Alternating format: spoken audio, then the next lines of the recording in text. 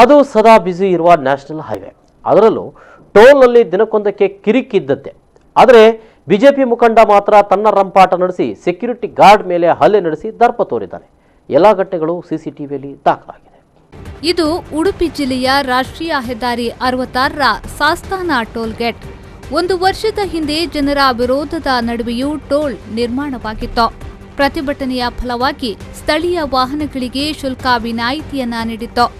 ಆದರೆ ನಿನ್ನೆ ಸಂಜೆ ಮಾತ್ರ ಸಾಸ್ತಾನ ಬಿಜೆಪಿ ಶಕ್ತಿ ಕೇಂದ್ರದ ಮುಖಂಡ ವಿಠಲ್ ಪೂಜಾರಿ ಅಂಡ್ ಗ್ಯಾಂಗ್ ಆ ಸಾಸ್ತಾನ ಟೋಲ್ಗೇಟ್ನಲ್ಲಿ ರಂಪಾಟ ನಡೆಸಿದ್ದಾರೆ. ಟೋಲ್ಗೇಟ್ನಲ್ಲಿರುವ ವಿಐಪಿ ಹಾಗೂ ಆಂಬ್ಯುಲೆನ್ಸ್ ಹೋಗುವ ಟ್ರ್ಯಾಕ್ನಲ್ಲಿ ತನ್ನ ಸ್ವಿಫ್ಟ್ ಕಾರನ್ನ ನುಗ್ಗಿಸಲು ಯತ್ನಿಸಿದ್ದು, ಇದನ್ನ ಅಲ್ಲಿದ್ದ ಸೆಕ್ಯೂರಿಟಿ ಗಾರ್ಡ್ 58 ವರ್ಷ ಪ್ರಾಯದ ಅಬ್ದುಲ್ ರೆಹಮಾನ್ ತಡೆಯಲು ಯತ್ನಿಸಿದ್ದಾರೆ. ಆದರೆ ತನ್ನನ್ನ ತಡೆದೆ ಎಂಬ ಕಾರಣಕ್ಕೆ ಅಬ್ದುಲ್ ರೆಹಮಾನ್ ಮೇಲೆ ಹಲ್ಲೆ ನಡೆಸಿದ್ದಾರೆ. 5 ಜನ ಇದ್ದೀವಿ.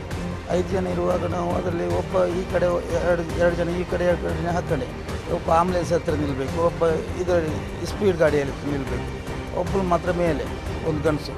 ಆಗ ನಾವು ಡ್ಯೂಟಿ ಮಾಡುವಾಗ ಇವನು ಬಂದು ನನ್ನ ಗಾಡಿ ಬಿಡಬೇಕಂತ ಹೇಳಿ ಹೀಗೆ ಮಾಡಿದ. ಅಷ್ಟೊತ್ತಿಗೆ ನಮ್ಮ ಗಾಡಿ ಬಿಡಬೇಕು, ಆಗೋದಿಲ್ಲ ಸರ್, ನಮಗೆ ಇದರಲ್ಲಿ ಬಿಡಿ ರೂಲ್ಸ್ ಇಲ್ಲ, ಅದು ಆಂಬುಲೆನ್ಸ್ ಮಾತ್ರ ಈ ಸ್ಪೀಡ್ ಮಾತ್ರ ಹೋಗಲಿದೆ ಅಂತ. ಅದು ಆಗೋದಿಲ್ಲ, ನಿಮ್ಮೊಂದು ಅಪ್ಪಣ ಮನೆಯಾದ ಗಂಟಾದಂತ ನೀವು ಅವರಿಗೆ ನಿಮಗೆ ಬುದ್ಧಿ ಕಲಿಸ್ತೇನೆ ಅಂತ ಹೇಳ್ದ. ಬುದ್ಧಿ ಕಲಿಸಿದ ಮೇಲೆ ಹೋಗಿ ನೀವು ಮಾತಾಡಿ, ನಮ್ಮ ಹತ್ರ ಕಂಟ್ರೋಲ್ ರೂಮ್ ಉಂಟು, ಅಲ್ಲಿ ಹೋಗಿ ಮಾತಾಡಿದ ಮೇಲೆ ಅವರು ಇಂಕ್ವೈರಿ ಆಫೀಸ್ ಉಂಟು, ಅದಕ್ಕೆ ನಮ್ಮ ಹತ್ರ ಮಾತಾಡಿದ ರೂಲ್ಸ್ ಇಲ್ಲ, ನಾವು ಕೊಡುವ ಸಂಬಳಕ್ಕೆ ಮಾತ್ರ ನಾವು ಕೆಲಸ ಮಾಡೋದು. ಅದಾಗಿ ಬೈದರು, ತಂದೆ ತಾಯಿಗೆ ಎಲ್ಲರೂ ಬೈದರು. ತಂದೆ ತಾಯಿ ಬೈದರು, ನಾವು ಕೇಳಿ ಸುಮಾರು ಗೊತ್ತಿದ್ದು ಆವಾಗ ಕೂಡ ಬಂದು ಕಾರ್ ಇಳಿದು ಆ ಕಡೆ ಹೋಗಿ ಅಡ್ಡ ಹೋಗಿ ಮೇಲಿನ ಕಾರ್. ಟೋಲ್ಗೇಟ್ನಲ್ಲಿ ವಿಐಪಿ ಹಾಗೂ ಆಂಬ್ಯುಲೆನ್ಸ್ ಸಾಗಲು ಪ್ರತ್ಯೇಕ ಟ್ರ್ಯಾಕ್ ಇದೆ.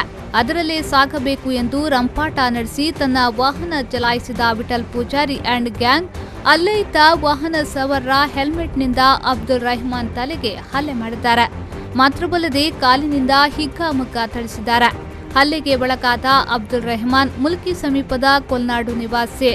ಸಾಸ್ತಾನ ಟೋಲ್ಗೇಟ್ ನಿರ್ಮಾಣವಾದ ಬಳಿಕ ಇಲ್ಲಿ ಸೆಕ್ಯೂರಿಟಿ ಗಾರ್ಡ್ ಆಗಿ ಕರ್ತವ್ಯ ನಿರ್ವಹಿಸುತ್ತಿದ್ದಾರೆ.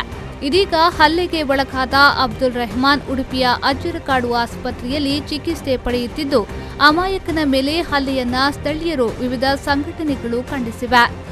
ಪಲ್ಲವಿ ಸಂತೋಷ್, ವಿ4 ನ್ಯೂಸ್ 24/7 ಉಡುಪಿ.